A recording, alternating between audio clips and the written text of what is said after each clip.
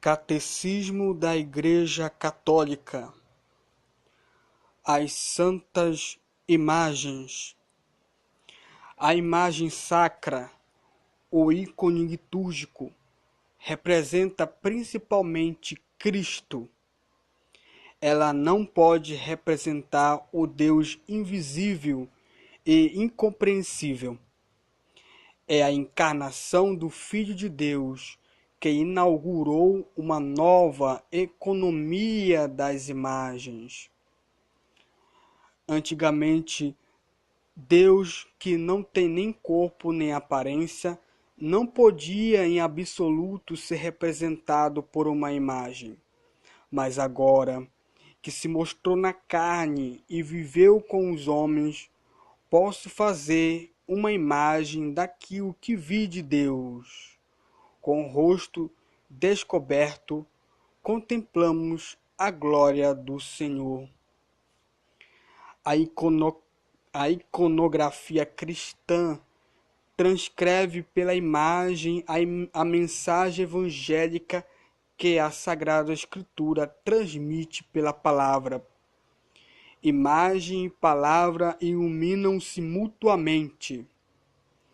Para proferir sucintamente nossa profissão de fé, conservamos todas as tradições da Igreja, escritas ou não escritas, que nos têm sido transmitidas sem alteração. Uma delas é a representação pictórica das imagens, que concorda com a pregação da história evangélica, crendo que, de verdade e não na aparência, o Verbo de Deus se fez homem, o que é também útil e proveitoso, pois as coisas que se iluminam mutuamente têm, sem dúvida, um significado recíproco.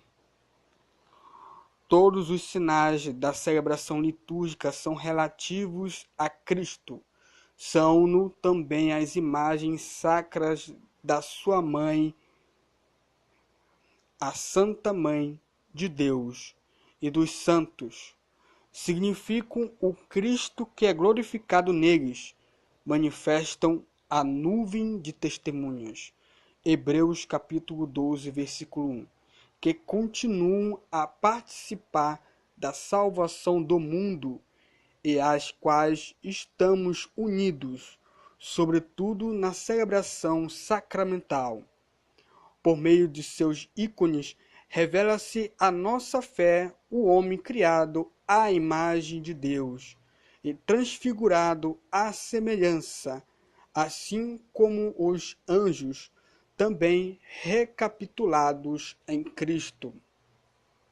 Na trilha da doutrina divinamente inspirada de nossos santos padres e da tradição da Igreja Católica, que sabemos ser a tradição do Espírito Santo que habita nela, definimos com toda certeza e acerto que as veneráveis e santas imagens, bem como as representações da cruz preciosa e vivificante, sejam elas pintadas de mosaico ou de qualquer outra matéria apropriada, devem ser colocadas nas santas igrejas de Deus, sobre os utensílios e vestes sacras, e as vestes sacras, sobre paredes e em quadros, nas casas e nos caminhos, tanto a imagem de nosso Senhor, Deus e Salvador Jesus Cristo, como a de Nossa Senhora, a Puríssima e Santíssima Mãe de Deus, dos santos anjos, de todos os santos e dos justos.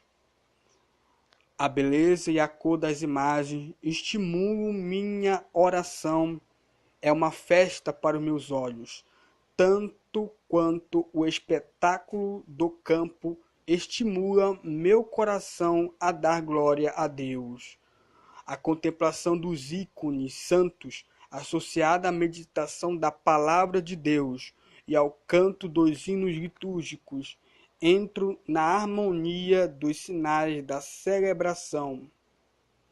que para o mistério celebrado se grave na memória do coração e se exprima em seguida na vida nova dos fiéis.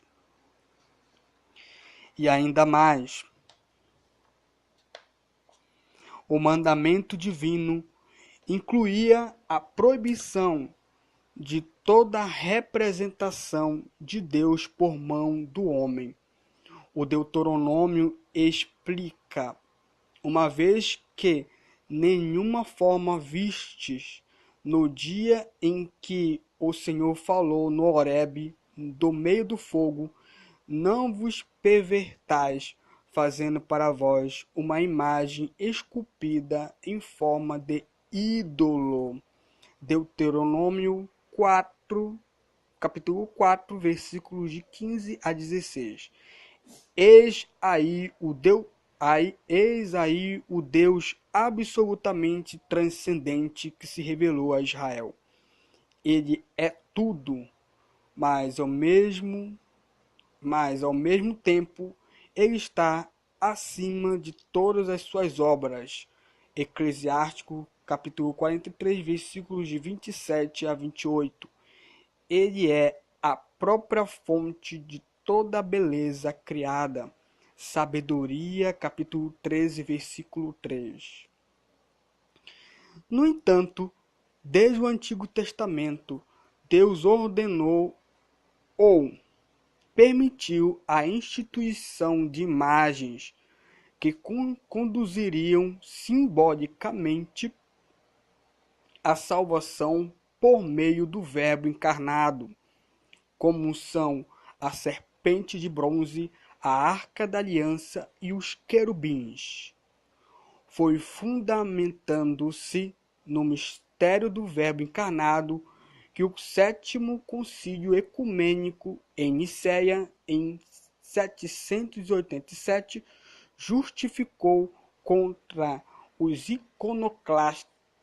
iconoclastas o culto dos ícones, os de Cristo, mas também os da Mãe de Deus, dos anjos e de todos os santos. Ao se encarnar, o Filho de Deus inaugurou uma nova economia das imagens.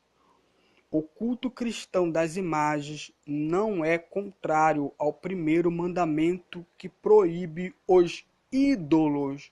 De fato, a honra prestada a uma imagem se dirige ao modelo original, transcendente, diferente dos pagãos, que acreditavam que na própria imagem subsistia dentro dela uma divindade, e a própria matéria da estátua e da imagem era o próprio Deus vivo deles, totalmente diferente da nossa concepção verdadeiramente cristã e católica, em que os protestantes a confundem com os dos pagãos, e que venera uma imagem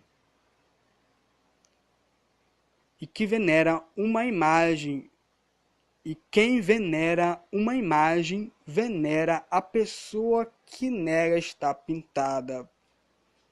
A honra prestada às santas imagens é uma veneração respeitosa, não adoração. Não uma adoração que só compete a Deus, latria. O culto da religião não se dirige às imagens em si como realidades, mas as considera em seu aspecto próprio de imagens que nos conduzem ao Deus encarnado.